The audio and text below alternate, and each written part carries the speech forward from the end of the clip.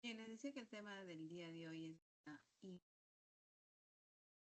es que también estamos acostumbrados a realizar, pues siempre es la pregunta número 4, para hacer generalmente la 4, los textos que ven leyendo. Y entonces, ya venir resolviendo, tenemos ya una idea que es inferir, ¿verdad? Deducir con los sinónimos que eh, ¿qué, qué se trata cuando inferencia? Hay diversos inferencias también. Eh, Decimos entonces que la inferencia, que digo, ¿verdad? Parte de nuestra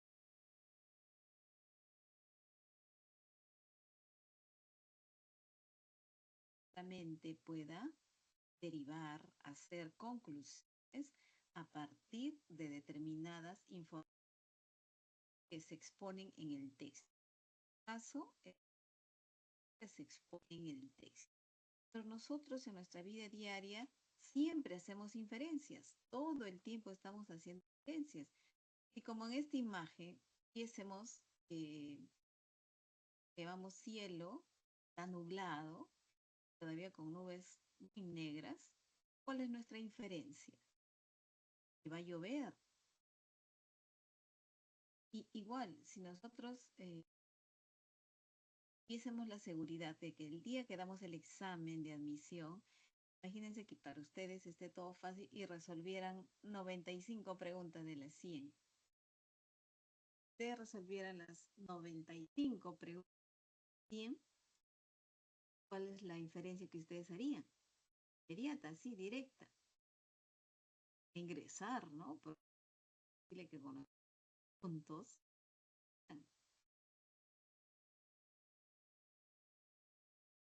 Si viésemos, no sé, entrar por la puerta de nuestra aula o de nuestra casa, era una amiga, y nosotros estamos en invierno,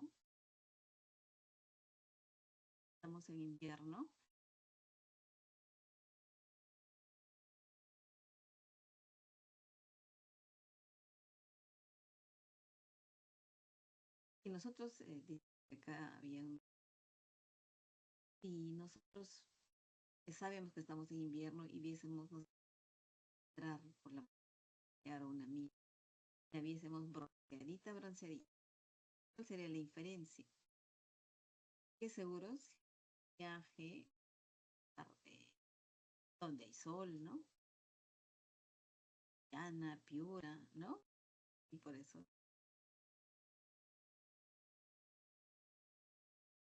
a menos que se vaya a broncear de manera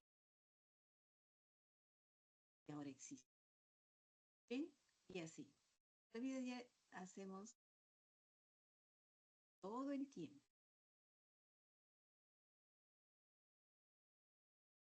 Y en un también hacemos inferencias, deduciendo sobre la base de las textos.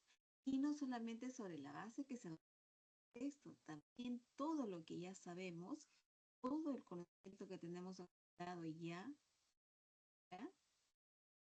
Son, también nos sirven para experiencias. De repente yo leí ayer tema, no sé, tema determinado, y hoy día estoy leyendo algo donde se menciona ese tema también. Entonces, ya tengo, ya voy haciendo ciertas experiencias, ciertas deducciones.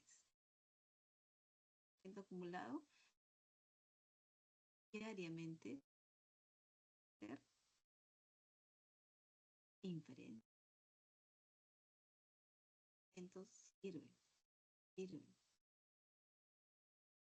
Y, y así sea para la vida diaria o cuando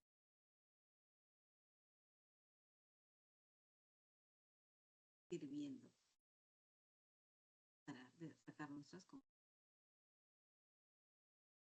Entonces volvemos a repetir la inferencia como proceso porque es parte del conocimiento.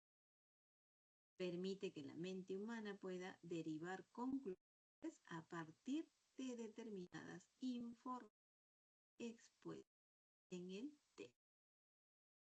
Bien, y las inferencias pues se emplean en la comprensión de todo texto, ya que los recursos necesarios para dar la economía. Quiere decir esto de que es que no siempre en el texto todo está expreso. Ya algo que se entiende ya no está. Esto de lenguaje, por ética también, porque no es redundante, ¿no?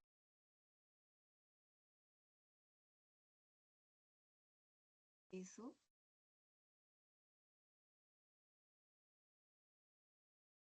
digamos, implícito. Y esto, inferencias, es sobre aquello que no está escrito.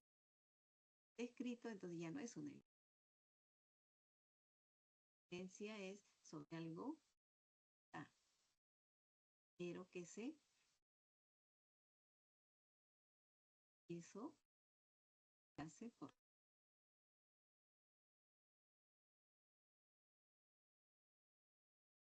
Es como la coma elíptica. La coma elíptica se utiliza para dar, yo tienen varios ejemplos cómo se repitiendo feroz gato, por ejemplo, ético.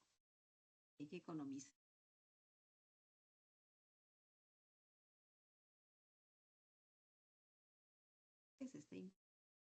Eso es una evidencia, ¿no? Aquello que no es escrito. Si no se me escucha muy bien, me avisa. El chat no veo. Bueno. El micrófono.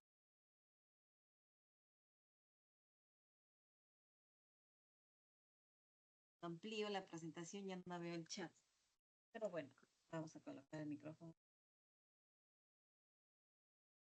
Entonces, bueno, les decía que las inferencias, pues, son que hacen de lo que no está expreso, está escrito en el texto, está implícito de lo que sobre en ti.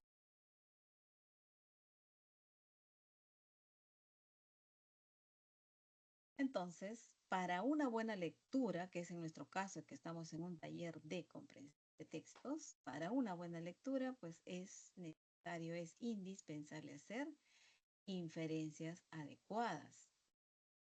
Y estas inferencias se hacen y se realizan gracias al análisis que se hace sobre las informaciones que están en el texto, están expuestas en el texto, están escritas en el texto.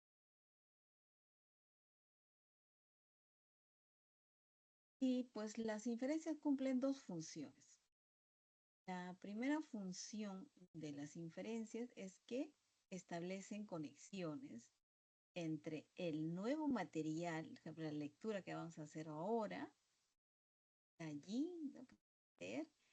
Y el conocimiento que ya tenemos, todo el conocimiento que ya está guardado en nuestra memoria.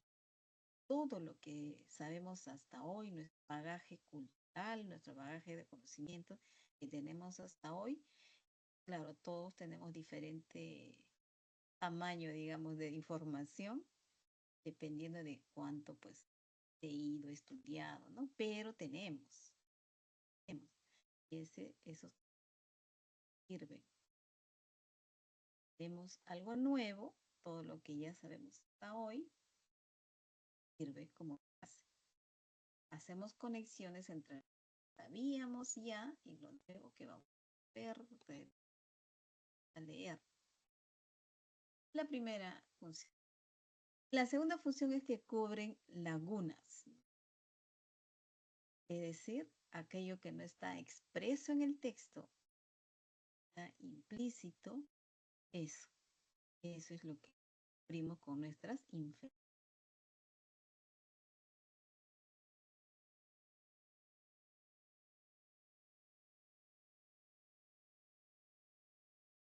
Hay varios tipos de inferencia. En dos casos. Uno, por el número de premisas. El número de premisas son afirmaciones, ¿no? Oraciones, digamos. Se hace una inferencia directa.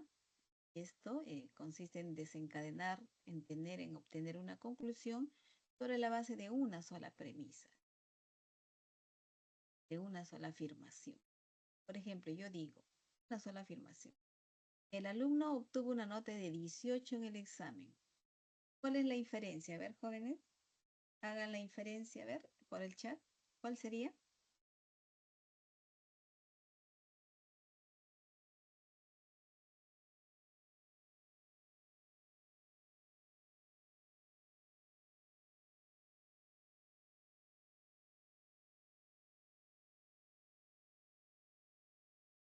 ¿Alguien más? ¿Otra inferencia? Camila dice, aprobó. Ya, claro, si me saco 18, yo aprobé, ¿no? Y sí, es verdad, es verdad. El estudiante aprobó, pues, dicha evaluación. Pues la inferencia directa de de un solo dato que tenemos, ¿no? Una sola afirmación, una sola premisa. Pero también se puede hacer inferencias de más de una, cuando se dice, cuando hay más de una premisa, ¿no?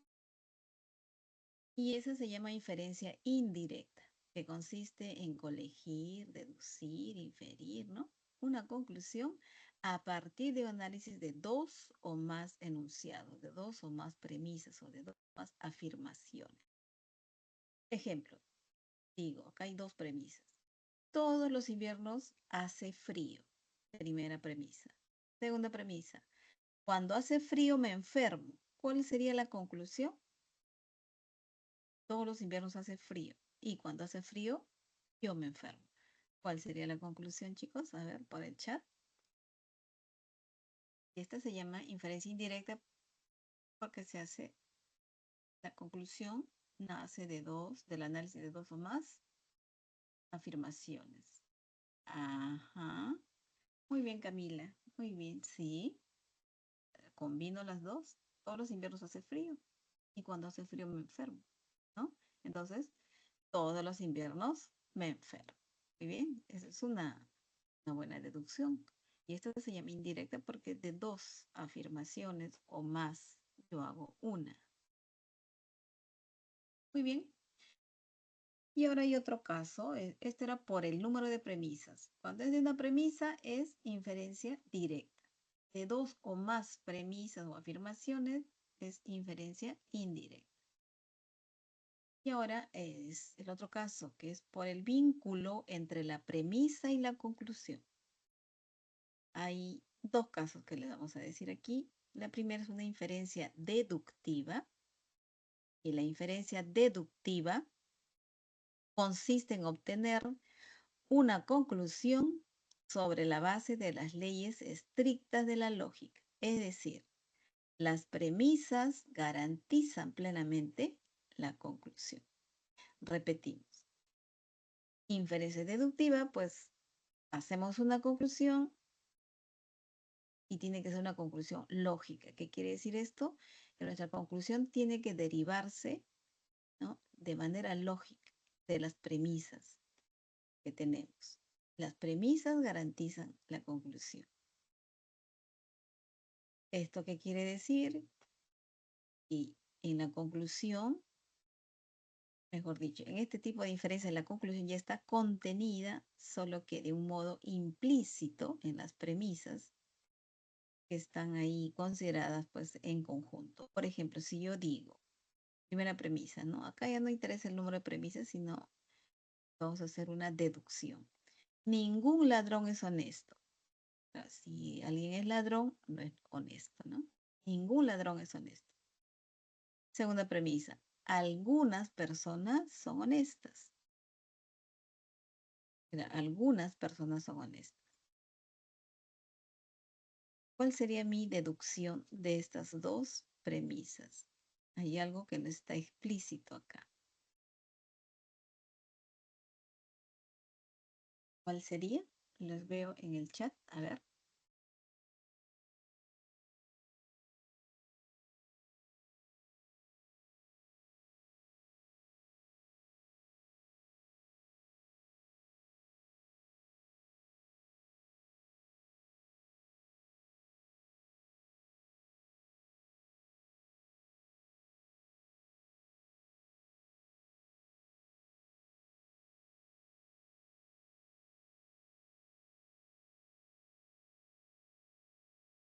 O les voy diciendo yo, para que más o menos.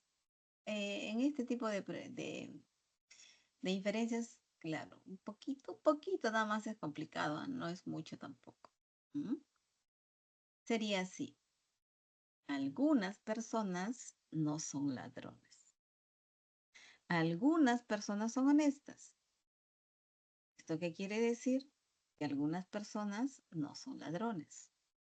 Pero sí sabemos que ningún ladrón es honesto. Ningún ladrón es honesto. Y si decimos la otra afirmación, algunas personas son honestas. No quiere decir que algunas personas no son ladrones, son honestas. ¿Mm? Bien, esta es una inferencia deductiva. La conclusión está contenida en las premisas de manera implícita.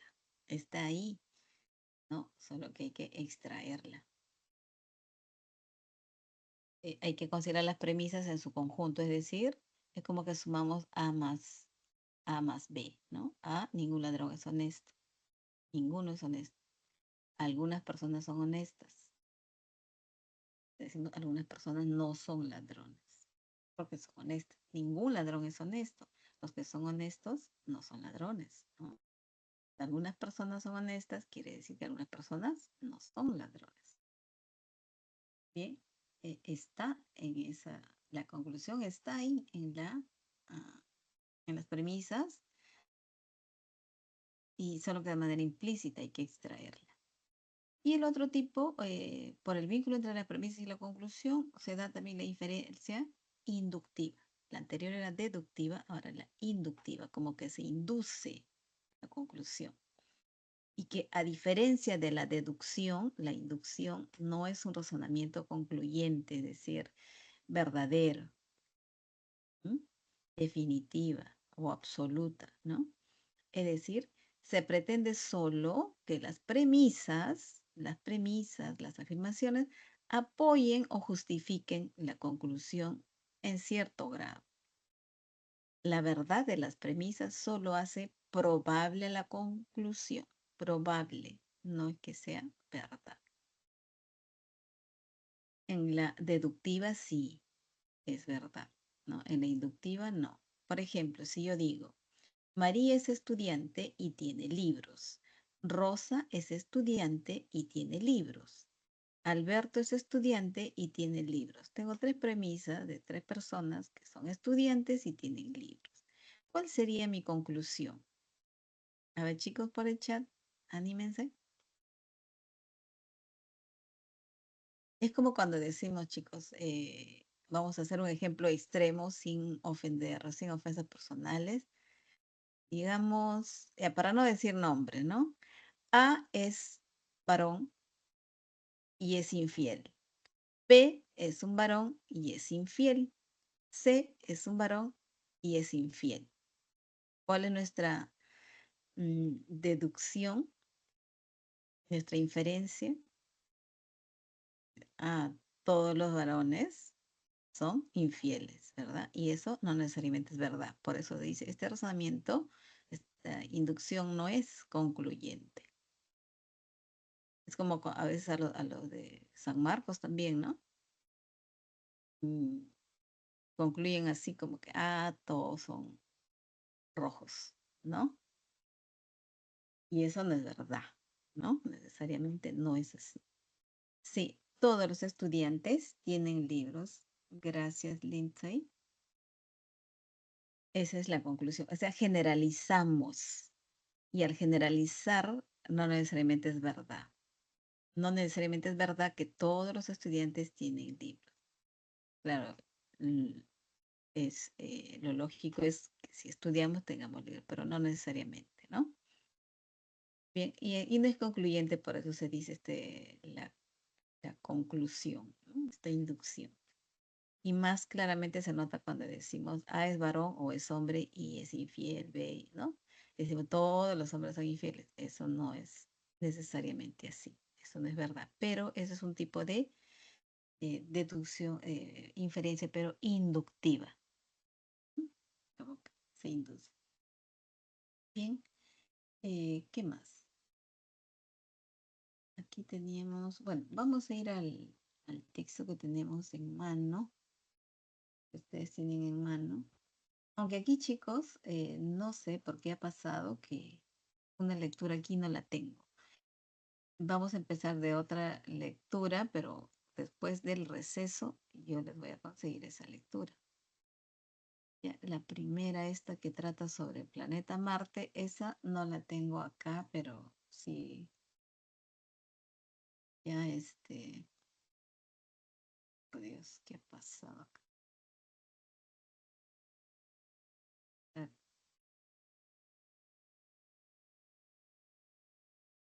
ya. Bien, para repasar lo que dicen, siempre es bueno leer, ahí hablan, tienen un poco de teoría y es bueno repasar siempre. Y está en otras palabras, yo he tratado de hacerlas un poco más sencillas, pero que está con un lenguaje más especializado, más de universitario, chicos. Dice, la inferencia es un acto de habla esencialmente pragmático. Es una práctica, pues una práctica común, nosotros hacemos inferencias comúnmente. Es un acto de habla pragmático que consiste en llevar a cabo una determinada finalidad. Se trata de una secuencia de afirmaciones donde una de ellas, la conclusión, se sigue, se infiere, se deriva, ¿no? Recibe apoyo o recibe justificación de las restantes. La conclusión se apoya en las premisas anteriores, las afirmaciones anteriores. Vale decir, la verdad de las premisas fortalece la conclusión. O sea, hago una deducción válida de afirmaciones válidas también, ¿no? Por eso la deducción es verdadera. Bien. Una buena inferencia es formalmente correcta, válida. Formalmente, cuando dice formalmente aquí, se está diciendo que se sigue a las reglas de la lógica. Además, si es materialmente correcta con premisas verdaderas, entonces se dice que es satisfactoria. Pero la validez o corrección formal no importa que las premisas sean o no de hecho verdaderas. Lo que se pretende es que si las premisas fuesen verdaderas, entonces la conclusión también sería verdadera. No puede haber una inferencia deductiva válida con premisas verdaderas y conclusión falsa. En la deducción se dice, son afirmaciones verdaderas, nuestra conclusión también es verdadera. En las inferencias deductivas válidas, la información que da la conclusión ya está contenida, solo que implícitamente en las premisas. Por eso no puede ocurrir que las premisas sean verdaderas y la conclusión falsa, ¿no? Solamente las inferencias deductivas pueden tener la pretensión de que sus premisas proporcionan fundamento firme para establecer la verdad de la conclusión. Bien, estamos hablando acá en teoría, en este texto, sobre inferencias deductivas. Estas inferencias que se emplean, por ejemplo, en la ciencia, ¿no? La ciencia saca una conclusión sobre premisas verdaderas, hipótesis que se van lanzando, ¿no? Y entonces que se concluye algo verdadero. Y en cambio, en las otras, las inductivas, como se dice, no es concluyente, no necesariamente eso es verdad, ¿no? Pero se suele hacer. ¿Ah? Y como les decía yo, por ejemplo, eh, el caso de estas oraciones de es varón y es infiel, ¿no? Por ejemplo, eso no es cierto, todos los hombres no son infieles. Igual para el caso si utilizaran a mujer, ¿no? No necesariamente. Bien, vamos a la primera actividad. Nos van a preguntar aquí por cuál es ¿no? Por ejemplo, una inferencia, dos preguntas de inferencia de este texto. Dice lo siguiente: al cierre del primer semestre del año, la Defensoría del Pueblo advierte un incremento sustancial de los casos de corrupción que son materia de investigación a nivel nacional. De acuerdo al último reporte, Corrupción en Cifras, casos en trámite a nivel nacional, elaborado por la institución y que recoge información de la Procuraduría Anticorrupción en los primeros 6 meses de este año, se registran 6.294 casos de corrupción en trámite a nivel nacional. De esta forma, supera la cifra de 5.779 casos registrados durante el segundo semestre de 2023, con un incremento del 9%. De acuerdo con el reporte, las municipalidades continúan encabezando la lista de entidades con mayor cantidad de casos de corrupción en trámite, lo que representa más del 38% del total de casos registrados. En ese sentido, resulta crítico que solo en 18 departamentos los gobiernos locales sean las entidades con más casos de corrupción. Le siguen los gobiernos regionales con un 28% de los casos y la Policía Nacional del Perú con un 13%. En términos geográficos, el departamento de Lima lidera el ranking de casos de corrupción en trámite, con un 19%, seguido por Junín y Cusco, cada uno con 6% de los casos.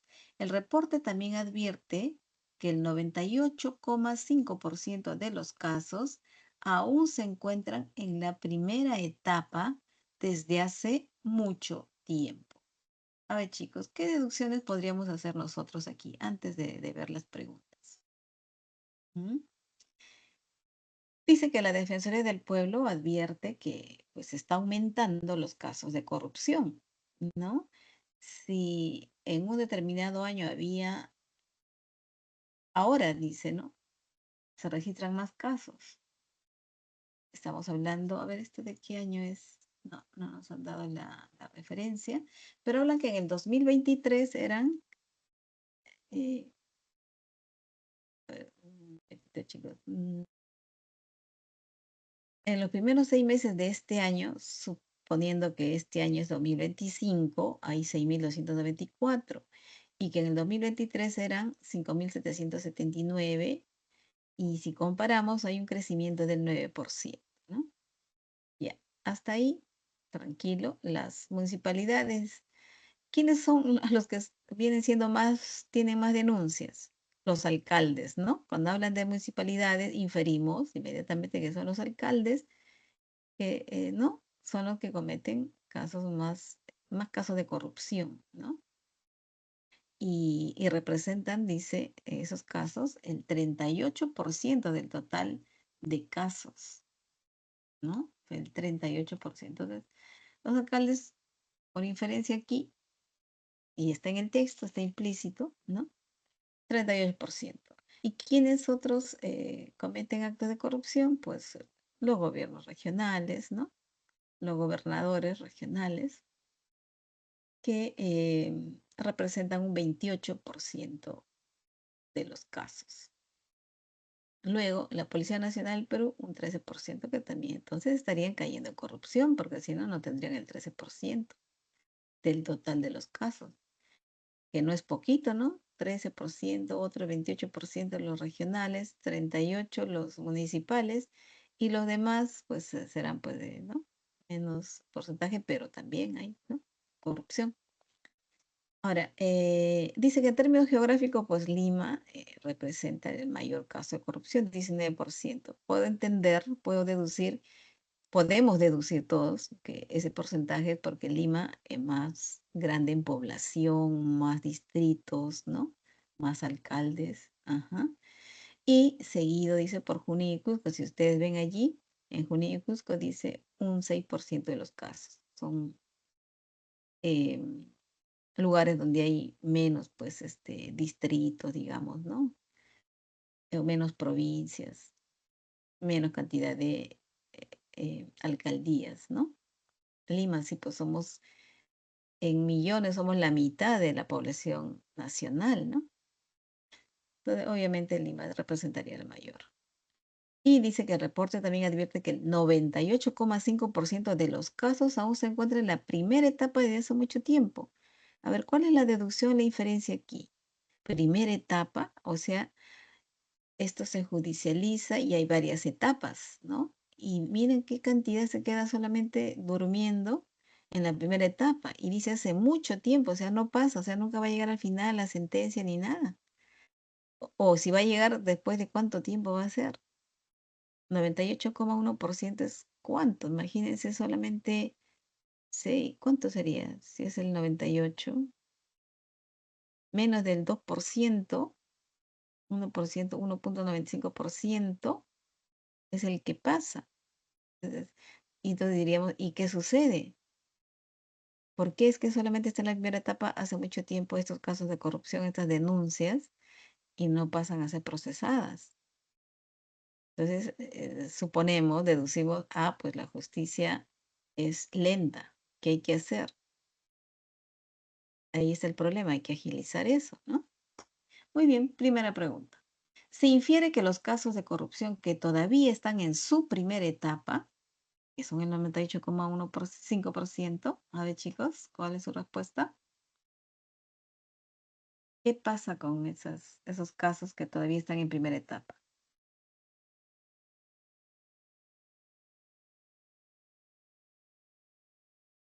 ¿Manifiestan o representan la terrible crisis económica que pasa el Poder Judicial?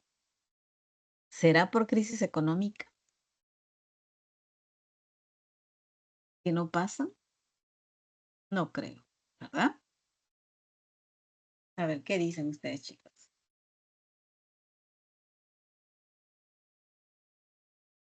La B dice, están pasando por filtros judiciales que se analizan rigurosamente y que por eso no pasan. Entonces, si hay filtros judiciales, ¿cuántas más etapas previas a la segunda hay? ¿No? ¿Le diría la B? ¿Qué dicen ustedes? No, ¿verdad? ¿Filtros? Bien. ¿Qué otra cosa? C. Gracias, Brisa, dice la E. A ver, vamos a ver. La E dice, ¿fueron archivadas por la influencia de políticos en el Poder Judicial? Mira, esta es una deducción. ¿Por qué deducimos esto, Brisa? Porque en nuestra realidad, ¿no? Sabemos que esas cosas suceden, ¿verdad? Y podríamos decir que esto es verdad. Yo también podría decir, pues como son gente influyente, hace que eso se quede adormilado ahí, que duerma ese caso y que no se toque. Y el día que se quiera tocar, ya pues ya venció el tiempo, ¿no? ¿Cómo le llaman hay una palabra, porque el proceso también tiene su vencimiento, ¿no?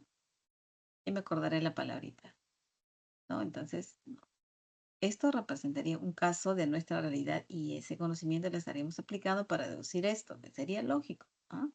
Pero, chicos, en comprensión de textos, la pregunta es sobre el texto, entonces en el texto nos tenemos que coger, ¿ya? No, no es la E, no es la E. Sí, esto podría ser lo que esté pasando, de verdad, en realidad, pero aquí tenemos que deducir sobre la base que está aquí, sea expreso o implícito, ¿ya? A ver, no es la E. La D dice Lindsay.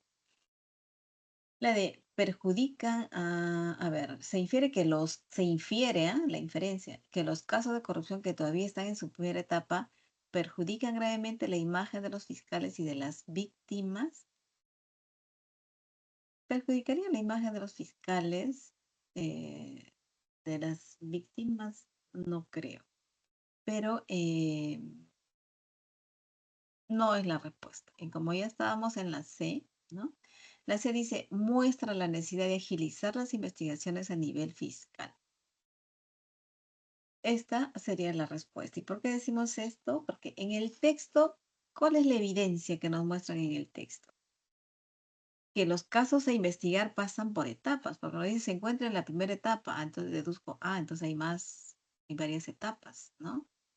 Entonces, el texto nos está dando las evidencias que hay varias etapas por las que tiene que pasar, ¿no? De las cuales, pues, aquí el 98,5% no puede proseguir por el tema de corrupción, ¿no? Entonces, ¿qué es lo que tendríamos que hacer aquí?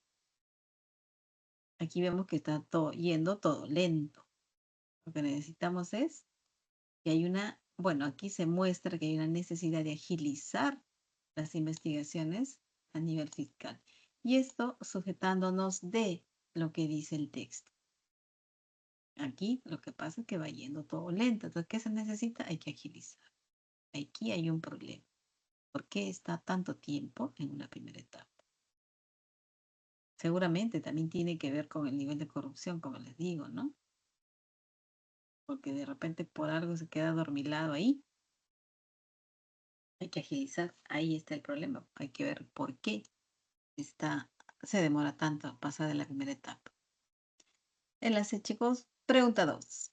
De acuerdo con el texto, se desprende que en la Policía Nacional del Perú toleren actos de corrupción por sus limitados pagos. O sea, llegan a corrupción porque ganan poquito. Eso se puede deducir del texto. Dice que en la policía hay ¿cuántos casos? Un 13% de casos, ¿no? De denuncias de corrupción. A ver.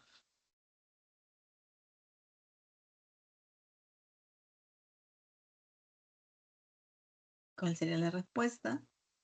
13% de casos, ¿no? De, de denuncia de corrupción en la Policía Nacional del Perú. ¿Esto qué nos lleva a deducir?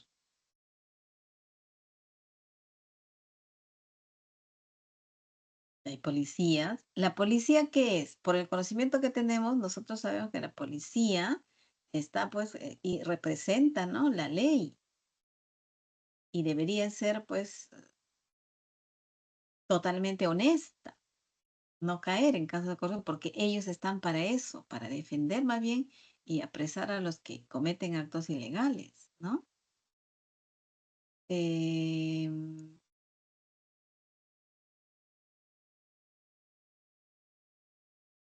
a ver, aquí, ¿cuál es? La B y la D. La B dice, existen malos efectivos que incumplen sus funciones. Claro, sabemos que la policía, nosotros tenemos conocimiento, sabemos que la policía que representa, representa la ley, ¿no? Y aquel que no está en actos ilegales, ellos tendrían que apresarlos, ¿no? Y ponerlos a disposición de la fiscalía. Entonces, si hay 13%, deducimos que existen malos efectivos que incumplen sus funciones, ¿verdad? Sí, es la B, es la B. La D que dice Ruth, dice, se desprende que la Policía Nacional del Perú labore con el objetivo de cuidar al ciudadano de a pie, pero si hay 13% de casos de corrupción, no estarían laborando con ese objetivo, ¿no? Muy bien. La B, chicos. Deducimos que hay personal policial que, pues, que comete actos ilegales, ¿no? Vamos a la siguiente y así, ¿no? Vamos a ir ejercitando estas deducciones y es interesante esta parte del curso, ¿ah? Leemos la segunda actividad. Dice, según Gramsci, la ideología representa una forma compleja del mundo social, no solo en el sentido de complicado, sino más bien sino más precisamente y etimológicamente hablando, en el sentido de un objeto no lineal compuesto de diferentes partes y varios elementos. Por lo tanto, la ideología no puede concebirse como un bolo unitario, un bloque preestablecido y coherente de ideas y posiciones, construido para ser inculcado en las mentes de los subalternos por intelectuales, ideólogos o funcionarios del partido. Así, hay quienes producen ideología desde su posición como intelectuales importantes y quienes lo hacen como subordinados del grupo dominante.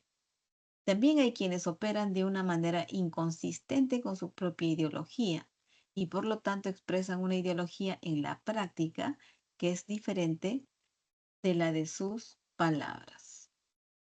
Bien, Gramsci acá nos está definiendo qué entiende por ideología.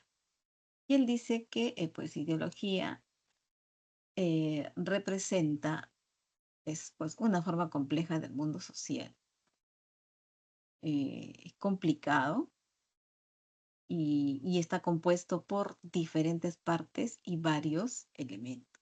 Es que, claro, nosotros somos seres inteligentes, pensantes, todos pensamos diferente, no hay nadie que piense, pues, no pensamos igual, ¿no? Podemos apoyar una idea y, ¿no? Pero no es porque pensemos igual, sino coincidimos en ciertas cosas y apoyamos ciertas mociones, ideas, ¿no?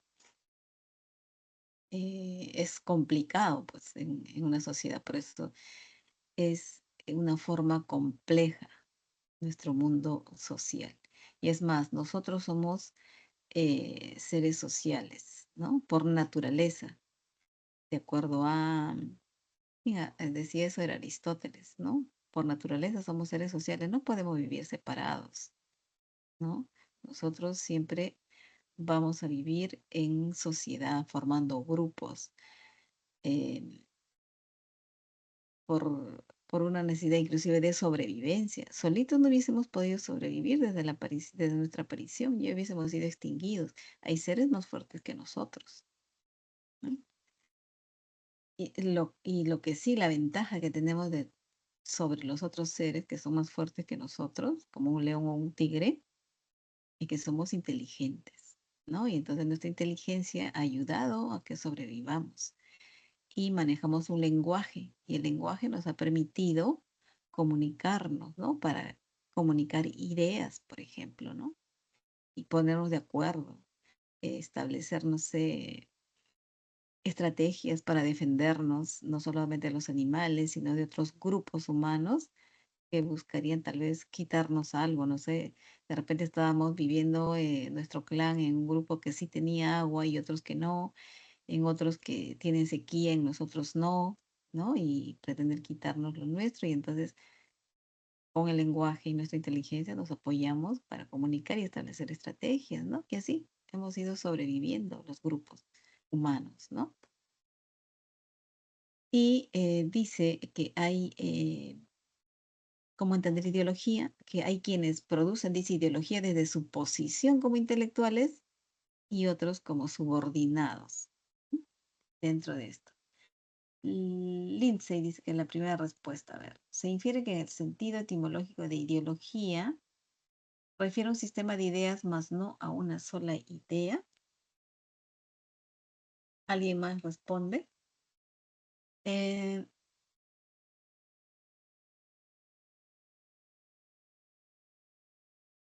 sí, es la B, es la B, es la B. El autor que está diciendo está afirmando que la ideología está compuesto de diferentes partes y varios elementos. Es decir, hay un sistema de ideas, no hay una sola. No pensamos igual, no somos como robotitos, ¿no? Programados para pensar igual, ¿no? Por eso hay discusiones, por eso hay, ¿no? desacuerdos y tenemos que persuadir para que estén del lado nuestro, ¿no? Bien. Pregunta 2. Se infiere que no todas las personas,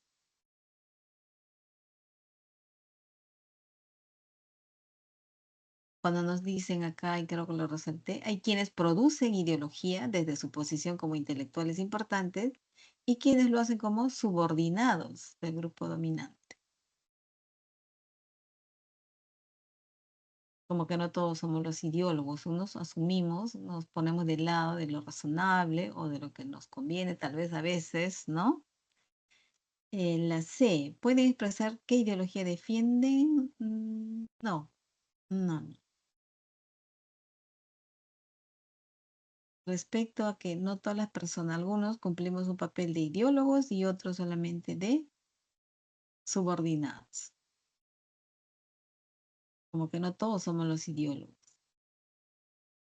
Y hay un grupo dominante, entre comillas, los ideólogos, que pueden ser los intelectuales, los jefes de un partido, ¿qué más decían aquí? Intelectuales, ¿no?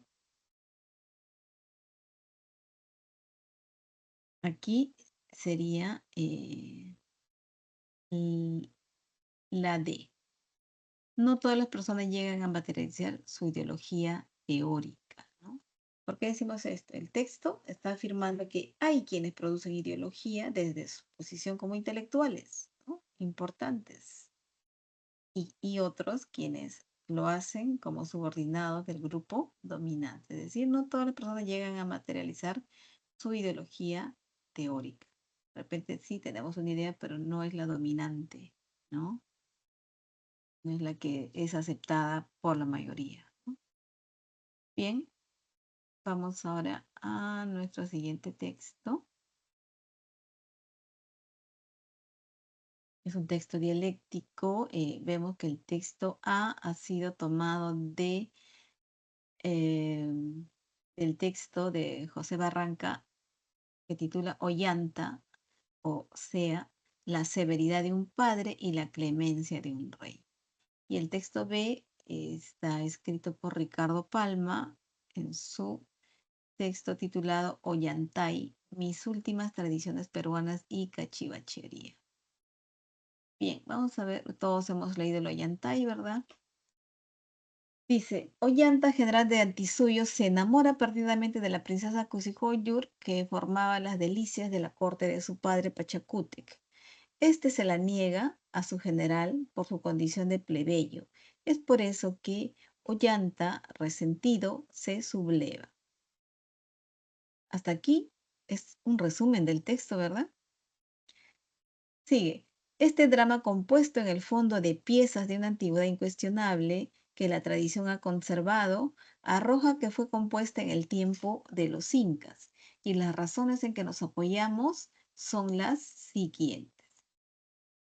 Primero, que la lengua del drama ofrece notables diferencias comparada con la que hoy se habla, como es cierto grado de aspereza propia en el desarrollo primitivo de una lengua. Segundo, que contiene palabras que han desaparecido y algunas que sí existen están tan desfiguradas morfológicamente que para conocer su forma genuina es necesario recurrir a los vocabularios escritos inmediatamente después de la conquista. Tercero, el lenguaje cortesano es esencialmente incásico, usándose en él voces y frases que hoy son inusitadas. Cuarto, hay una multitud de palabras que se hablan en otros lugares, especialmente en el sur del Perú. 5. Los manuscritos ofrecen notables diferencias no solo en cuanto a la extensión de cada diálogo, sino también en cuanto a los interlocutores. Ya. Bien, por otro lado, no se nota en el drama la más pequeña alusión al cristianismo ni a la sociedad de la época en que se pretende haber sido escrito. Asimismo, la sociedad que figura es completamente pagana. pues no se nota en ella vestigio alguno de la civilización invasora. Entonces, como ha empezado nuestro texto, hay una afirmación que es una conclusión, una inferencia válida sobre, esta es una inferencia deductiva, ¿verdad, chicos? Porque se apoya en afirmaciones, nos han dado razones de por qué concluye que fue que el Ollanta, Ollantay, fue compuesto en el tiempo, o pertenece, pues, ¿no?, al tiempo de los incas. Esta obra literaria, ¿no?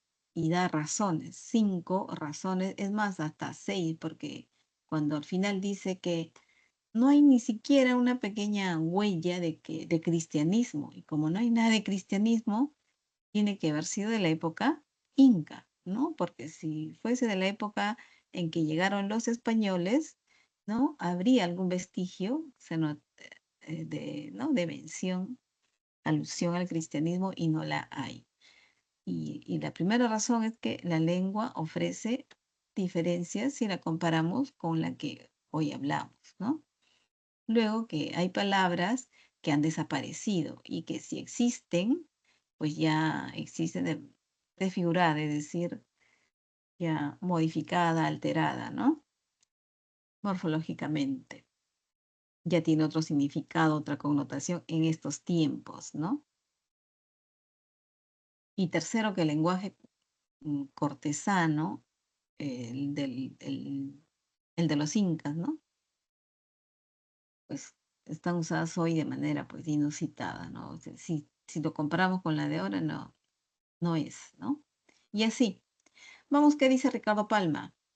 Ollanta. Hay una reproducción del texto. Ollanta dice: ¿has visto Piquichaki? Oh, por Dios, ya estamos en el receso. Muy bien. Regresamos, chicos, con nuestras clases. Paramos aquí. Nos vemos.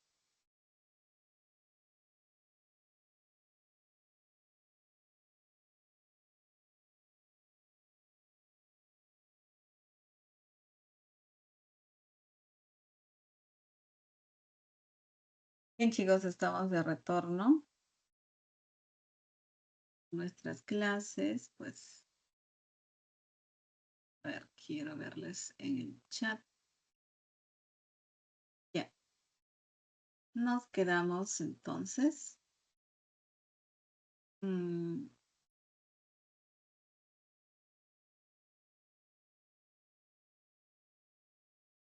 Creo que acá algo ha pasado en mi texto. Un momentito, chicos, por favor. Ya, estábamos en el llanto, ¿verdad? Es que ya incluí el texto que faltaba. Por eso es que ha pasado algo acá. Ya. Ahora sí, entonces estábamos en la pregunta.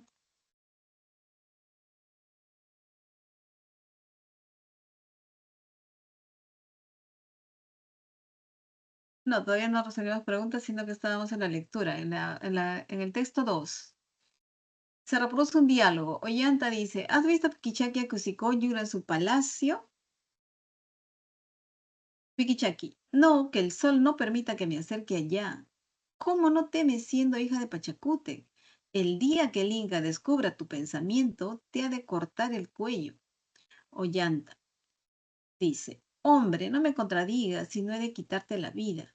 Piquichaki responde: veamos, arrójame afuera como un can muerto y ya no me dirás cada año, cada día, cada noche: Piquichaki, ¿has visto a Cusicoyur? Dice, bueno, Ricardo Palma narra, dice: hoy que tengo sobre mi mesa de trabajo las pruebas impresas del Ollantay, lo he leído y releído y evidencio que la escena del acto primero de la obra entre el galán y el gracioso nos recuerda la obligada exposición de los poetas dramáticos del antiguo y original y admirable teatro español del siglo de oro, como las comedias de Lope, Calderón o Tirso. Además, las circunstancias que me hace presumir que el Ollantay fue escrito en el segundo o tercer siglo de la conquista y por pluma entendida en la literatura de los pueblos europeos, es la de que ni los antiguos ni los modernos poetas han versificado en quechua. Hicieron uso de la rima, ya fuese esta asonante o consonante. Plumas muy autorizadas han sostenido que la rima no entra en la índole quechua. Y de ello dan prueba concluyente los yarabíes, versos esencialmente y populares. Esta opinión mía, en abierta discordia con el erudito filólogo Barranca, no deja de tener un sello de indisputable mérito. Por ello, tentado estoy de sostener que la obra no fue compuesta en época de los incas, sino cuando ya la conquista española había echado raíces en el Perú. ¿En qué situación estamos acá? Que pues Ricardo Palma quisiera lanzar y se está convenciendo, ¿no? De que es otra, podría ser otra, la hipótesis sobre el Ollanta, de cuándo ha sido escrito. Él dice, él analiza, ha leído y releído y recontraleído el texto, ¿no? El Ollantay, y entonces, como él tiene conocimiento, porque es un literato, ha leído a Lope de Vega, a Calderón, ha leído a Tirso, él está descubriendo que hay ciertas similitudes, ¿no? De este teatro de Ollanta, del texto Ollanta, con las comedias de esos tiempos españoles del siglo de oro, el teatro español del siglo de oro, ¿no? Entonces se parece a la comedia donde hay un personaje principal serio y hay otro que es gracioso, el cómico, ¿no? Y eso siempre se repite de acuerdo a Ricardo Palma en Lope, en Calderón y Tirso. Entonces, él está haciendo sus deducciones. Bueno, esto se parece. Entonces, no será del tiempo de los incas. Deben haberse sido escritos después de la llegada de los españoles porque tiene un parecido, ¿no? Luego dice que además se apoya él en pluma entendida, es decir, debe haber algún erudito, alguien especializado que también ha hablado de esto, ¿no? De la literatura, de las comedias del siglo de oro, ¿no? De los pueblos europeos. Y entonces habría dicho que ni en los antiguos ni los modernos poetas han versificado, pues, en quechua y que si bien es cierto, hay versos en quechua, ¿no? Pero ninguno de esos versos en quechua ha utilizado la rima, ¿no? Y prueba de ello es los yarabíes, ¿no? Donde no hay rima. Rima asonante o consonante, ¿se acuerdan que termina una palabra en una vocal tal y dos líneas o una línea después también para hacer rima termina en una misma vocal, ¿no? Y esta es su opinión de él, dice, ¿no? Esta es opinión mía, ¿no? Pero está en abierta discordia con Barranca. Lo estoy diciendo, o sea, mi opinión es contraria a la de Barranca, está diciendo, ¿no? Que acabamos de leer. Pero está tentado, o sea, todavía no lo afirmó ¿no? Con énfasis, pero está tentado, ¿no? Está deduciendo, infiriendo que no fue compuesto el Ollantay en época de los incas. Pregunta 1, chicos. El tema central que discuten ambos textos trata sobre el alegato de la obra Ollantay. Así dice Lindsay. ¿Alguien más quisiera dar su respuesta? No es la A. ¿Sobre qué discuten? Es decir, ¿sobre qué va la polémica? A ver, chicos, ¿sobre qué va la polémica? No es la A, no es el alegato a la obra Ollantay. La D, dice Ruth,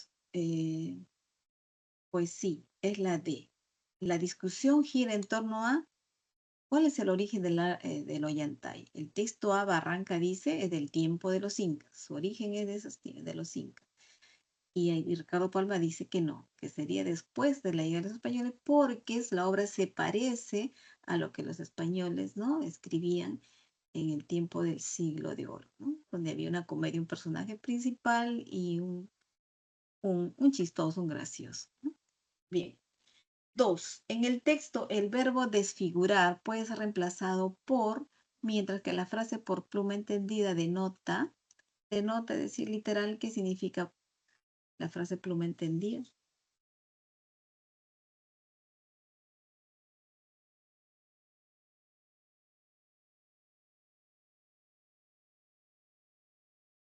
¿Cuál sería la respuesta?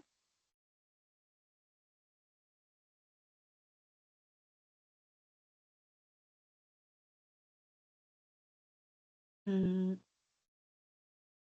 Cuando dice acá Ricardo Palma, no, es Barranca, cuando dice, pues que lo Ollantay, ¿no? Contiene palabras que han desaparecido y algunas que sí existen, están desfiguradas morfológicamente. Es decir, tal vez entendíamos en un sentido antes, en el tiempo de los incas, y ahora ya tiene pues otro sentido, ¿no? Ha sido alterado, ¿no? La palabra. Pero para saber cómo ha sido esa palabra en su forma genuina, hay que recurrir a los vocabularios que se escribieron inmediatamente después que llegaron los españoles, para saber qué exactamente significaba esa palabra que ahora ha sido alterada. Y sí hay palabras que pues tenían un sentido antes y ahora en estos tiempos tiene otra connotación, ¿no? Otro significado. Entonces sería la E, alterar, y por pluma entendida se refiere a un experto, alguien que sabe de literatura del siglo de oro. Tres, resulta compatible aseverar que en el teatro español del siglo de oro, a ver, cuando hablan de comedia, porque la característica del teatro español del siglo de oro habla de comedias. Escribía Lope, Tirso, ¿no? ¿Y quién más decía? Calderón, Calderón de la Barca, Lope de Vega. ¿Mm? Estaba presente un personaje cómico. Si hablamos de comedias, hay alguien que hace de chistoso, como en este caso Piquichaki. Muy bien, Lindsay y Ruth, gracias. Así es, había un personaje serio y un gracioso, ¿no? Como en este caso Piquichaki, por eso Ricardo Palma entra en duda, ¿no? Ah, estoy comparando, dice, ¿no? Entonces, puede ser que sea del tiempo después de los españoles, de Ollantay, ¿no? Pregunta 4. Se desprende del texto A que la mayoría de los argumentos expuestos en José Barranca están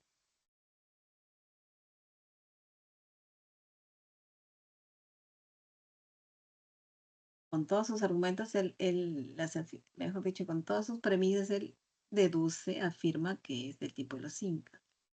Sustentado, ajá, sí, así es, sustentado desde un aspecto lingüístico, porque él está siempre mencionando, por ejemplo, en la A, por qué razón sería, ¿no? Digo en la A, digo en la uno, ¿no?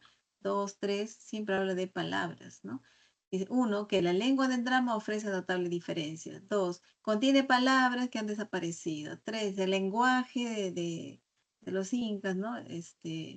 Hoy ya pues son inusitadas y cosas así. Todo sobre palabras, es decir, un argumento lingüístico. Muy bien.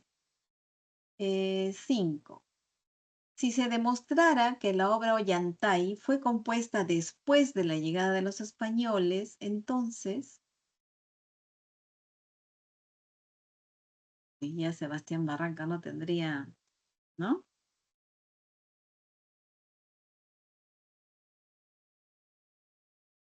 Posibilidad de, ¿no? Sus argumentos ya no tendrían valía.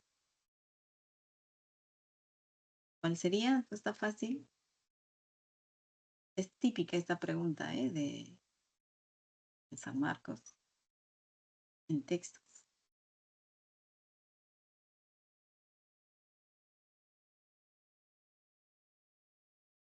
los argumentos de Barranca carecerían de plausibilidad, ya no serían, pues, ya no se sostendrían, ¿no?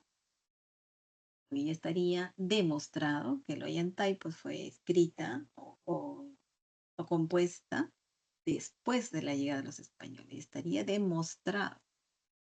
Muy bien, vamos al siguiente texto. Vamos a regresar, ya conseguí el texto que les dije, lo puse ya en su lugar. No sé por qué en la primera que me enviaron no estaba. Sobre Marte, lo leemos rápidamente. Dice, Marte es un cuerpo rocoso pequeño que fue considerado similar a la Tierra en algún tiempo. Del mismo modo que los demás planetas terrestres, Mercurio, Venus y Tierra, su superficie ha cambiado debido a la actividad volcánica, los impactos de otros cuerpos, los movimientos de su corteza y los efectos atmosféricos como las tormentas de arena. Tiene casquetes polares que crecen y decrecen cuando cambian las estaciones. Algunas zonas del suelo, de suelo estratificado cerca de los polos de Marte, sugieren que el clima del planeta ha cambiado más de una vez, debido a un cambio regular en la órbita del planeta. Bien. Aquí lo que hay que remarcar es que, miren, hay que deducir algo. Dice, es un cuerpo rocoso pequeño que fue considerado desde hace mucho tiempo similar a la Tierra. Y dice, del mismo modo que los demás planetas terrestres. ¿Cómo que del mismo modo que los demás planetas terrestres? Entonces Marte también es un planeta terrestre, es nuestra deducción, ¿verdad? Implícita. Muy bien. Segundo párrafo. Los científicos sostienen que hace unos 3.500 millones de años, Marte sufrió las mayores inundaciones conocidas en el sistema solar. Dicha agua podría incluso haberse recogido en lagos u océanos poco profundos, pero ¿de dónde salió el agua en ese momento? ¿Cuánto duró? ¿Y dónde fue a parar? En la actualidad, Marte es demasiado frío y su atmósfera es demasiado fina para permitir que haya agua líquida sobre la superficie durante mucho tiempo. Hay hielo cerca de la superficie y aún más agua congelada en los casquetes polares, pero la cantidad de agua necesaria para excavar los grandes canales y las planicies de aluvión del planeta no se encuentran sobre ni cerca de la superficie en la actualidad. Las imágenes enviadas por la sonda espacial Mars Global Surveyor de la NASA sugieren que las reservas subterráneas de agua podrían abrirse paso hasta la superficie a través de manantiales. Las respuestas podrían esconderse bajo el suelo rojo de Marte. Aclarar el misterio del agua de Marte es importante para comprender su historia climática pasada, lo que nos podría ayudar a entender la evolución de todos los planetas, incluido el nuestro. Probar que haya existido o exista agua en Marte podría dar lugar a pistas sobre la presencia de vida ahora o en el pasado sobre este planeta, así como sobre el potencial de que haya vida en cualquier otro del universo. Además, antes de que el ser humano pueda ir a Marte sin riesgo, necesitamos saber mucho más sobre el medio del planeta, incluida la disponibilidad de recursos como el agua. Muy bien, esto está tomado de National Geographic. Titula el artículo El planeta rojo, escrito por J. Moyes. Y entonces la preocupación es de, ¿habrá agua en Marte? ¿No? Y se dice que, bueno, científicos piensan que hace muchos millones de años, 3.500 millones de años precisamente, Marte habría sufrido las mayores inundaciones, ¿no? Y que incluso esta agua se habría ido a parar en algunos lagos u océanos. Pero se preguntan, ¿y de dónde salió esa agua? ¿Cuánto tiempo estuvo en Marte y dónde fue a parar esa agua? porque resulta que Marte tiene una atmósfera delgada. Nosotros inferimos, si tiene una atmósfera delgada, ¿qué quiere decir? El Sol penetra con más fuerza. Además, Marte está más cerca del Sol que la Tierra, ¿no? Entonces, toda agua que haya en la superficie se evaporará inmediatamente. Entonces, no hay agua en la superficie. Pero entonces hay que aclarar esto. Es importante si hubo agua, porque si hubo agua, hubo vida, ¿no? ¿No? Y cosas así. Pregunta uno, vamos chicos, a ver. Pero nos hablan de una sonda espacial Mars Global, subrayo, de la NASA, que sugiere, o sea, sus imágenes que ha tomado este satélite, y si es un satélite espacial y ha tomado imágenes eh, de Marte y nos manda imágenes de las reservas subterráneas de Marte, quiere decir que este satélite, o sea, nuestra inferencia sería que está rondando el planeta Marte, ¿no? Está orbitando alrededor de Marte este satélite. Y sus imágenes muestran que hay reservas de agua, o sea, no existe en la superficie, pero está en el subsuelo de Marte, ¿no? Bien, pregunta uno. Esa es la inferencia que nos faltaba hacer de estos textos. ¿Cuál es la idea principal del texto? ¿De qué se habla en el texto? ¿Y qué se dice de lo que se habla? Acabo de imprimir recién este texto, chicos, porque no estaba en mi material.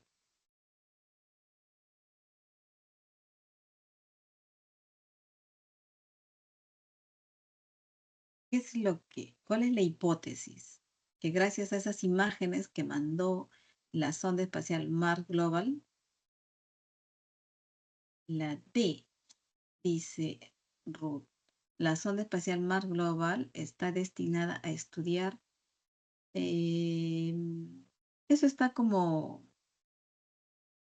mm, no es la respuesta exacta, porque está destinada a estudiar, eso ya se sabe, ¿no? De hecho, han mandado para que nos mande imágenes, esté estudiándolo, ya eso está explícito ahí, pero solo sobre eso se habla. La preocupación es aquí el agua. Están mencionando el agua. Ahora, hubo agua y desapareció y a dónde fue, ¿no? Además, la atmósfera es tan fina, entonces, claro, justifica que con eso ya pues desapareció. Pero ¿dónde fue esa agua que se evaporó? ¿Habrá vida? Pues es posible que haya vida, porque si vamos a mandar a una expedición, ¿no? Allá, hay que asegurarnos que hay vida, que hay agua, mejor. Sí, es la B. Entonces, la sugerencia, las imágenes que ha tomado ese satélite muestran que hay agua, pero en el subsuelo. Es posible que exista agua subterránea en Marte, es la hipótesis por las imágenes, ¿no? Así es la B. ¿Ves? Porque en el texto el autor está afirmando que las capturas fotográficas de esta sonda, de este satélite, pueden ser evidencias, ¿no? Para sustentar la hipótesis de que el agua en Marte existe, sí, en el subsuelo. La pregunta y la preocupación es, ¿hay agua en Marte, no? 2. El sinónimo contextual del verbo esconder es, y la palabra está, vamos a revisarla en el contexto. Las respuestas podrían esconderse bajo el suelo rojo de Marte. Después de hablarnos de las imágenes que envió la sonda Mars Global. La D. Ajá, sí, así es. Las respuestas, ¿no? En la palabra hallazgo, ¿no? Su sinónimo contextual sería, ¿no? De esconder. Si la reemplazamos, diría así, ¿no? Las respuestas podrían hallarse bajo el suelo rojo de Marte, porque nos piden un sinónimo contextual. Podemos reemplazar, ¿no? Y no le cambia el sentido. 3.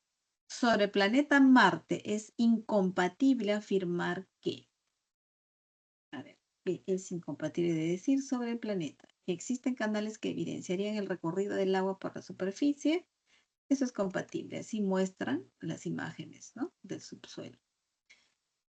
B, ¿pertenece al grupo de los planetas gaseosos como la Tierra y Mercurio? Ah, ahí sí que no, porque hablan que es terrestre, ¿no? Al inicio del texto, como dice, que Marte es un cuerpo rocoso pequeño que fue considerado similar a la Tierra en algún tiempo. Del mismo modo que los demás planetas terrestres, Mercurio, Venus y Tierra. ¿Es un planeta gaseoso? No, eso es incompatible, ¿verdad? ¿Ah? Este podría ser la respuesta, porque lo demás habría que confirmar. C. Sus capas polares de hielo aumentan y disminuyen cada temporada. Eso es verdad, dice el texto. D. Hace más de 3.000 millones de años que vivió inundaciones catastróficas. Así dicen los científicos y está en el texto. E. Su atmósfera actualmente indica la inexistencia de agua en la superficie. Así es, ¿no? Porque su atmósfera es tan fina que pues el calor penetra, ¿no? Y evapora cualquier agua de la superficie. Bien, la B incompatible. 4. A partir de las imágenes enviadas por la sonda Mars Global de la NASA, se puede deducir que ellas, es decir, que las imágenes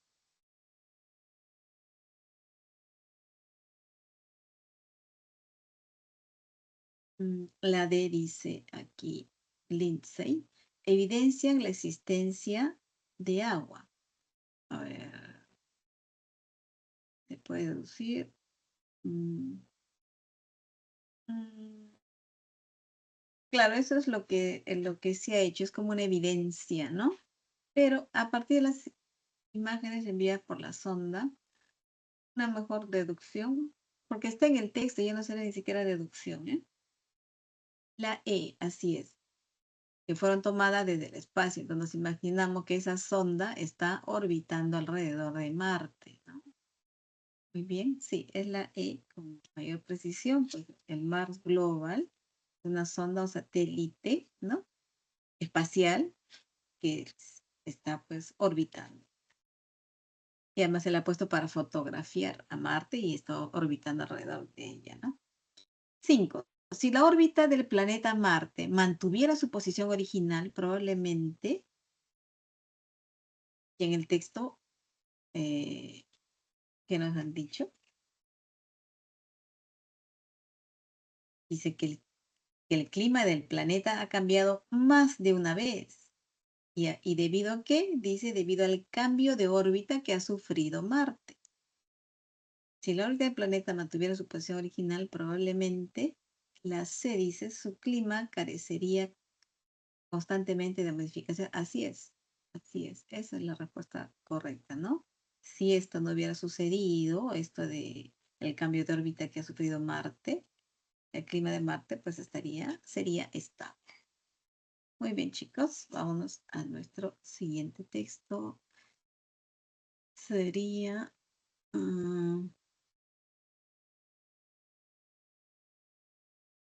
sobre el refinado del petróleo. Eh, eh, el texto está tomado de un artículo que titula Los países que lideran la industria del petróleo refinado. ¿Ya? Entonces, por ahí nos da una idea de qué trata el texto y la imagen titula Países con mayor capacidad de refinamiento del crudo, miles de barriles al día. Entonces, de refinamiento. Y empieza el texto diciendo eso, ¿no? El refinado de petróleo, transformar el crudo en derivados como el diésel, la gasolina o los lubricantes, de eso se trata, o sea, ya nos está dando el concepto entre guiones, que es refinar, transformar el crudo en derivados como el diésel, la gasolina y los lubricantes.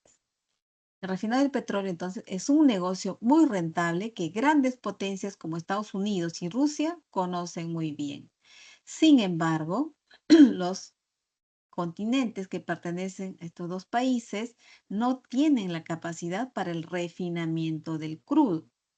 Se trata de un sector que requiere de mucha inversión, algo que no todos los países con reservas de crudo pueden o quieren permitirse.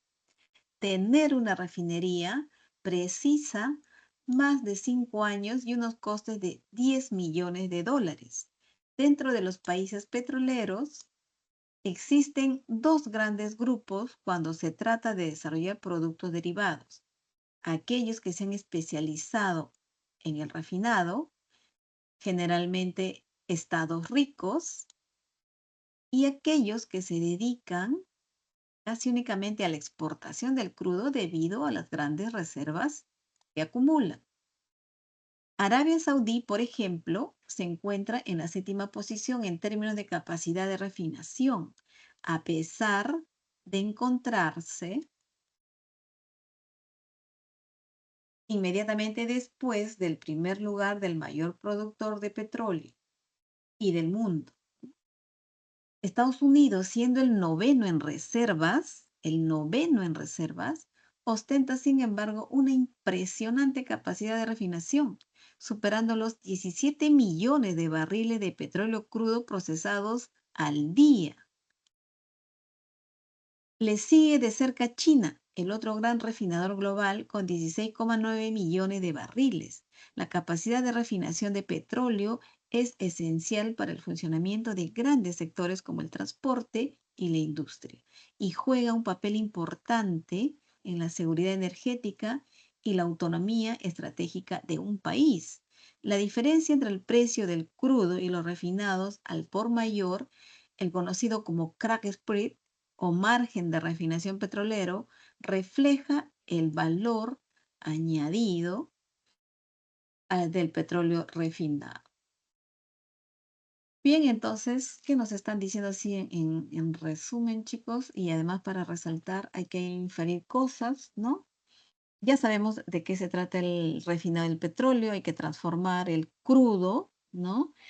En diésel, en gasolina o lubricantes. Entonces, al parecer, todos los que tenemos, digamos, petróleo, el crudo, no tenemos la capacidad de refinar, ¿no? Si ven el cuadro, vamos a verlo un ratito, ni siquiera Perú figura ahí, ¿no? Entonces, ¿por qué? Porque dice tener una refinería precisa, es decir, necesita más de 5 años, es decir, demorará su construcción como 5 años, y nos costaría 10 millones de dólares, y no todos los países están en capacidad de hacerlo, ¿no? Entonces, y de acuerdo a esto, pues hay dos grupos cuando se trata de desarrollar dentro de los países petroleros, dos grupos. El primero, aquellos que se han especializado en refinar, y los que se han especializado en refinar el petróleo son estados ricos, ¿no? Y los que no se han especializado en refinar, lo que hacemos únicamente es exportar el crudo debido a las grandes reservas que tenemos. Pero al exportar el crudo, cuando queremos ya pues tenerlo como gasolina o lubricantes o diésel, nos cuesta más, ¿no? Porque hay un valor añadido, la refinación cuesta, ¿no? Entonces, claro, los países que refinan pues se hacen ricos. Por eso dice que aquí esto del refinado es un negocio muy rentable, que grandes potencias como Estados Unidos y Rusia lo saben muy bien, ¿no? Arabia Saudí, por ejemplo, dice que eh, tiene capacidad de refinación, figura en el cuadro, está en la 7ª posición de refinación, pero dice que está después del primer lugar del mayor productor, es decir, ocupa el segundo lugar en producir, en tener petróleo, pero el 7º en refinar, ¿no? Bien, y ¿quién es el que refina? El primer puesto es, pues, Estados Unidos. 17 millones de barriles al día refina, ¿no? Y China, 16,9 millones al día. Bien, entonces, dice acá, la capacidad de refinación de petróleo es esencial para el funcionamiento, pues, del transporte y la industria. Entonces, los países que refinan, de hecho, pues han desarrollado ¿no? en la industria, en el transporte, y pues son los países ricos, ¿no? Son estados ricos los que pueden tener la capacidad de refinar. Y aquí está el cuadro. Primer lugar, Estados Unidos. Segundo, China. Rusia, tercero, India. Cuarto, Corea del Sur. quinto y ustedes vean, miran la cantidad de refinación, pues de encuentro nos lleva China y Estados Unidos. Son miles de barriles al día, pero superan pues más de la decena, ¿no? Digo, de los 10.000 arriba, ¿no? Japón en el sexto, Arabia Saudí séptimo, Irán octavo, Brasil noveno, Alemania décimo y así. Canadá 11. Y miren, entonces, de América del Sur, el único que refina y que está en esta posición es Brasil. México es de América Central, ¿no? Y bueno, Estados Unidos, pues en América del Norte y es el primero en el mundo.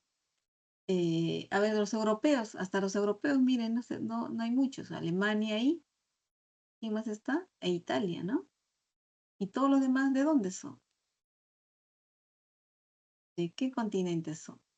Bien, pregunta 1. El tema central del texto mixto es sobre, ¿de qué trata, chicos? Ya saben ustedes, ya. Rapidito, chicos. A ver su respuesta antes que nos gane el tiempo.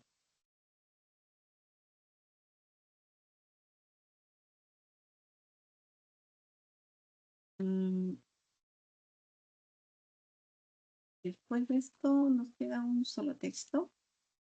La D, dice Ruth. La D. Los países con mayor competencia en la producción y refinación del petróleo.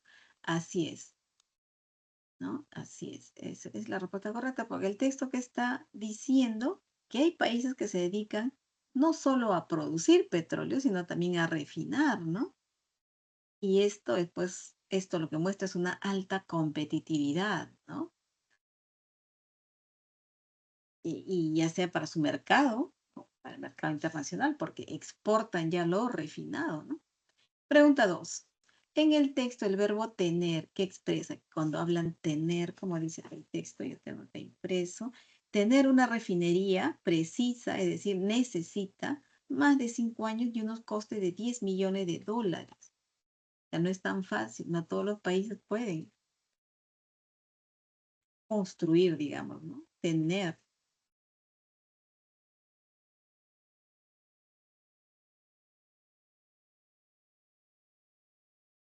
Semánticamente, ¿qué significa tener en este contexto?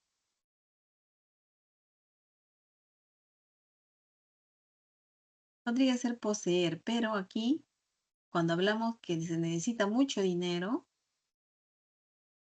¿para qué? ¿Para qué tanto dinero? Aparte de tiempo de 5 años.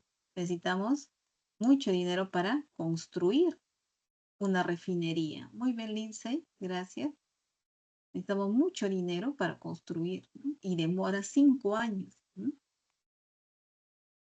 Esa construcción. 3. Resulta incompatible con la lectura y con la imagen afirmar, aseverar que Arabia Saudí, a ver, eso está interesante, leamos uno por uno. A. Arabia Saudí es situada en el séptimo lugar en capacidad de refinación del petróleo crudo. Esto es compatible, eso es verdad. Está en el séptimo lugar, vean la imagen y vean, el texto también lo dice. B. Produce aproximadamente 3.000 barriles de petróleo refinado diariamente. Sí, si vemos la imagen, dice acá Arabia Saudí, 2.905, ¿no? Barriles al día. Sí, aproximadamente 3.000, redondeando, ¿no? Sí, esto es compatible. C. Está en el segundo puesto en la producción de petróleo a nivel internacional. Es compatible, ¿verdad, chicos? Porque deducimos que cuando nos dicen en el texto, eh, Arabia Saudí, a pesar de encontrarse inmediatamente después del primer lugar del mayor productor de petróleo, si está inmediatamente después del primer lugar del mayor productor de petróleo, ¿qué quiere decir? Está en el segundo lugar, ¿no? Eso es compatible decir de Arabia Saudí. D. Arabia Saudí es excedida en obtención de barriles de crudo refinado por México y Singapur, o sea, le ganan, si se une la producción de México y Singapur, le gana. A ver, habría que sumar. Cuando hay estos cuadros con números y estadísticos, ¿no? Nos obligan a hacer operaciones matemáticas, chicos, ¿eh? A veces la respuesta está allí. México y Singapur, 1.500 más 1.400, ahí nomás serían 2.900. 2.900, 3.000. 3018, 3019 barriles, sí, supera, les ganaría, si entre los dos juntos, le gana Arabia Saudí, que hace 2.900, ¿no? Em, mm, lo incompatible, Lindsay, y hemos dicho que la B es compatible porque dice, ¿produce aproximadamente 3.000 barriles de petróleo refinado diariamente? Sí, porque produce 2.905. Aquí habla de aproximadamente 3.000, redondeando, sería aproximadamente 3.000, eso es compatible. La D estamos diciendo que también es compatible porque si sumamos lo que produce México y Singapur, le gana. Y nos queda la E. Muy bien, sí. Arabia Saudí puede igualar en la producción de barriles de petróleo refinado a los coreanos. Eso es incompatible porque los coreanos, a ver, si vamos al cuadro, les superan en mucho, no podría igualar, ¿no? Los coreanos, 3.500 es bastante, ¿no? Como 600, casi 700 barriles más al día. Eso es lo incompatible. La E, ¿no? 4. Sí, es la E, Lindsay. Porque si sumamos, como vemos las cifras, y superan mucho a Corea, ¿no? Más de 500, como más de 600 barriles al día. 4. Se colige, se deduce, se infiere de la imagen y del texto que los países con mayor capacidad de refinamiento de petróleo, como por ejemplo, en los primeros lugares está Estados Unidos, China, luego le sigue Rusia, ¿no? Y así, como ustedes ven en el cuadro, ¿qué podemos pensar de los países con mayor capacidad de refinamiento del petróleo? Ya nos han dicho que los que refinan son generalmente estados ricos. Y más abajo nos dijeron que incluso pues, tienen más desarrollado el transporte y la industria, ¿no? Porque en eso es necesario para el transporte estos productos de diésel, ¿no? Gasolina, los lubricantes, creo más, ¿no?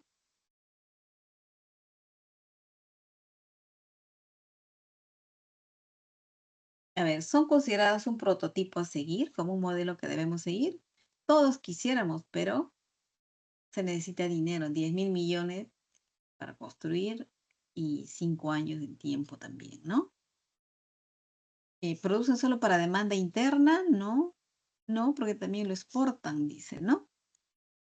Eh, ¿Se concentran en el continente asiático? Ah, esto podríamos sí ver sobre la imagen.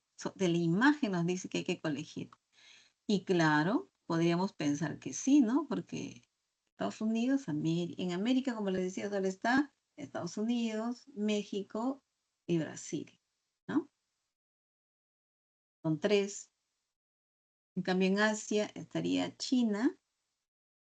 ¿Quién más? Mm, está Corea del Sur, está, a ver, Japón, está la India, ¿no? Arabia Saudí, Irán, Singapur.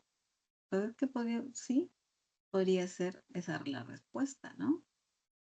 Que se concentran en el continente asiático. A ver, ¿y qué dice la D? ¿Protege indiscriminadamente recursos? ¿Protege? Esa sería nuestra deducción.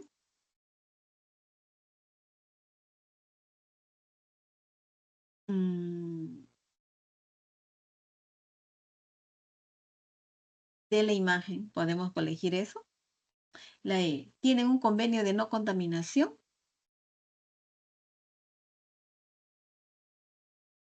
Yo creo que eso ni siquiera les interesa mucho, ¿no? Saben que eso produce contaminación. Bien, sería la C, porque en el texto, bueno, se deduce que los continentes que no son competentes en refinación de petróleo son, pues, América y Europa, ¿no? Que la mayoría está concentrada, de acuerdo a la imagen, en Asia, ¿no? Muy bien. Y nos han pedido colegir de la imagen, de la imagen. 5. Si el Perú se dedicara al refinado del petróleo y se ubicara en los primeros lugares, ya dijeron que, ¿qué pasa con un país que refina? Generalmente son estados ricos, ¿no? Y que, eh, sí, la A, gracias Lindsay, sería considerado como un país potencialmente desarrollado a nivel industrial. Así es, ¿no? Porque en el texto se dice que la competitividad en el refinado del crudo influye pues en el desarrollo de una sociedad, ¿no? Y no solamente a nivel de transporte, sino también en lo industrial. Lo dice el texto, ¿no? Lo dice el texto. Bien, chicos, vamos al texto de inglés porque estamos con el tiempo. En la clase pasada me salí como a las 2:32, 33, y es que yo pensaba que era hasta las 12:30, no sé por qué me confundí. Y entonces, pues me di cuenta que era las 2:35. Si era el traductor, para escuchar en la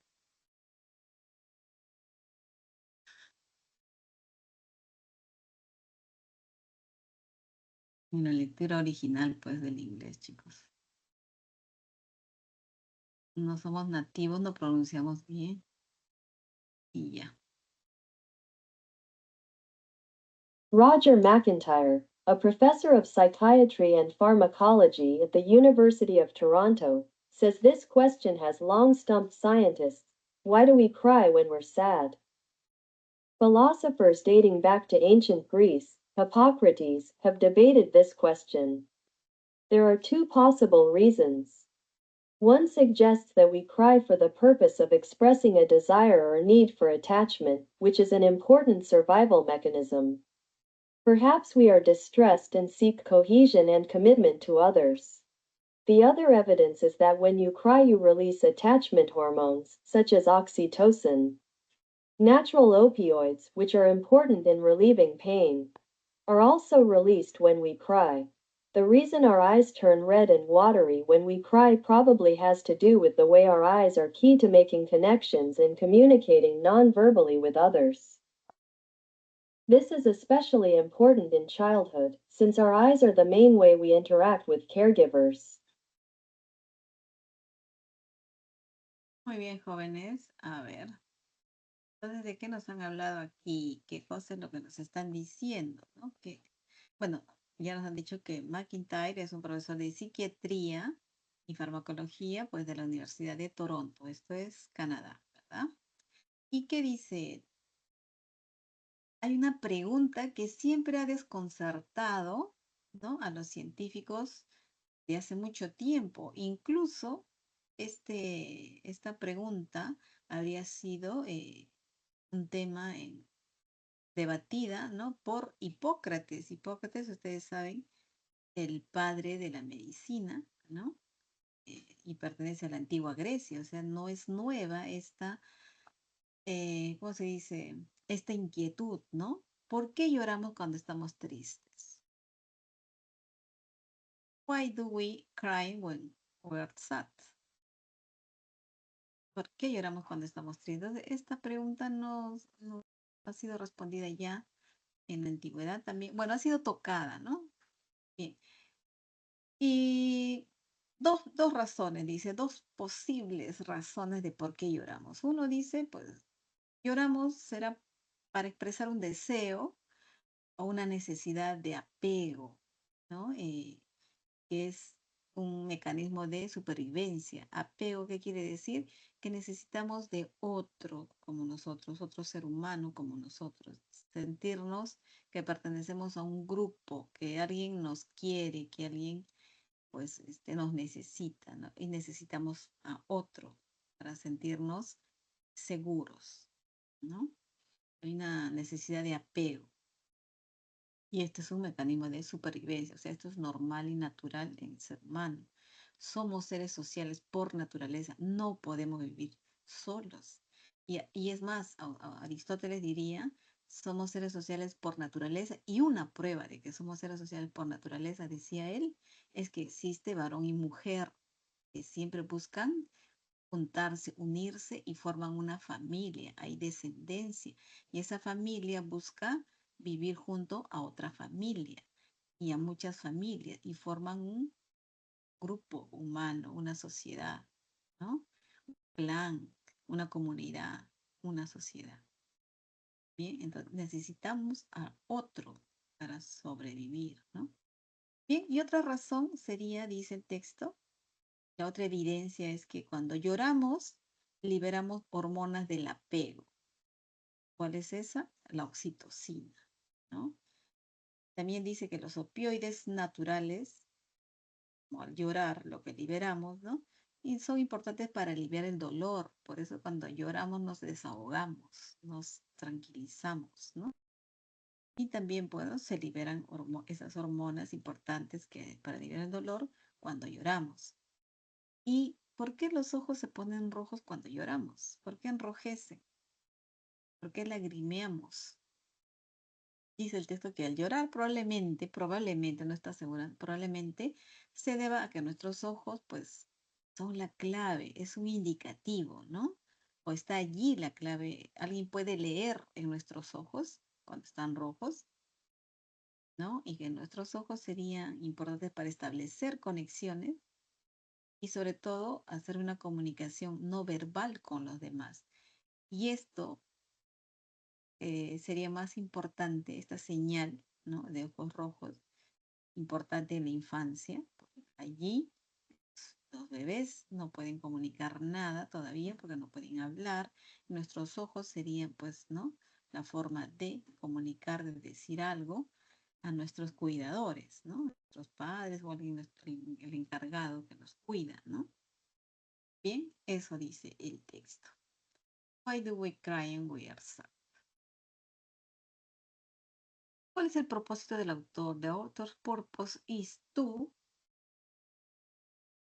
¿Qué se propone el autor con este texto? La A dice mantener a las personas felices, cualquier situación. Keep people happy, whatever the situation, right? A ver. Ya nos ha dicho que hay dos explicaciones por el cual, posibles explicaciones por el cual lloramos, ¿no? Cuando estamos tristes. Es la E, chicos. Explain the reasons why people cry when they are sad. El propósito es explicar, ¿no? Dos razones por las cuales se dice que lloramos cuando estamos tristes. Number 2, the contextual synonym of the word K is.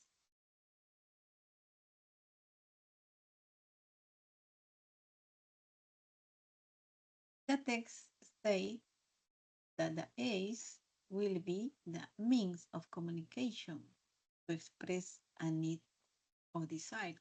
Nuestros ojos, pues, son como un medio de comunicación para expresar una necesidad o deseo, dice el texto, ¿no? Entonces, it's a decisive.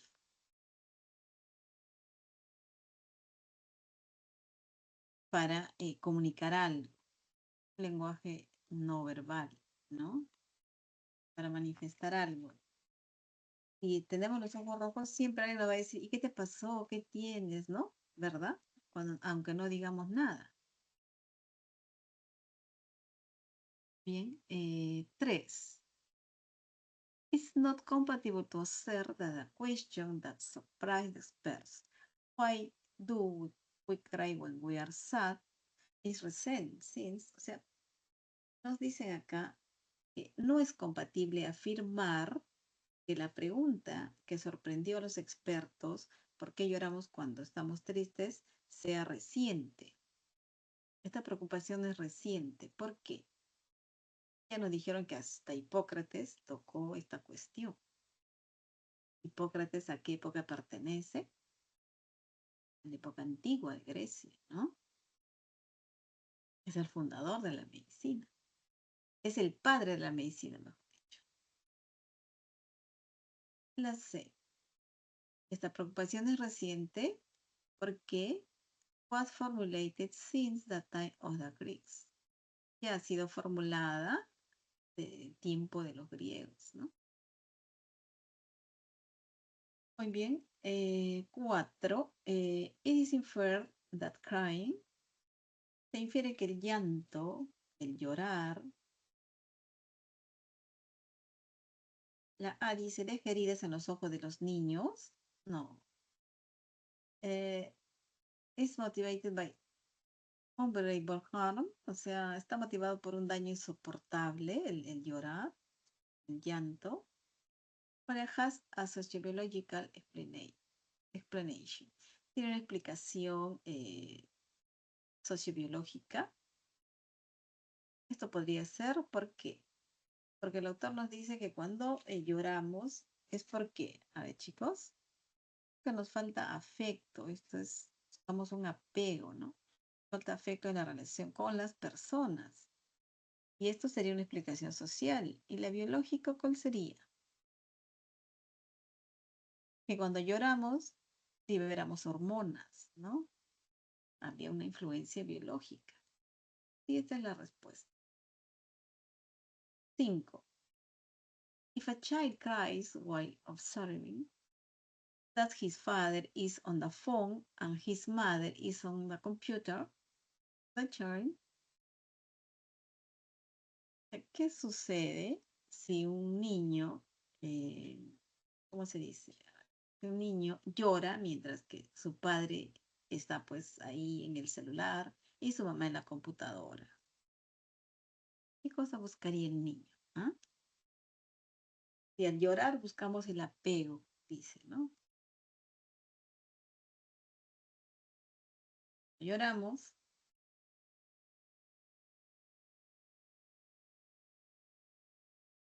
es porque necesitamos, ¿no? Afecto, sentir que importamos, digamos, que nos tomen en cuenta, ¿no? Cercanía de alguien. La D, ajá. Will seek the party's attention for an emotional bond. Así es, ¿no? Lloramos porque, pues, buscamos un vínculo con alguien, llamar su atención, ¿no? Llamar su atención porque buscamos un vínculo con alguien, que nos hagan caso, que estén, ¿no? Más cercano, buscamos una relación de afecto. Muy bien, chicos, muchas gracias y iríamos, sí, cumplido en terminar con todo. Gracias, un abrazo, cuídense mucho. Felices fiestas patrias y estamos de regreso. Creo que hay una semana de descanso, ¿verdad? Así que nos vemos, chicos. Un abrazo, cuídense, Ruth, muy amable. Gracias, Brisa.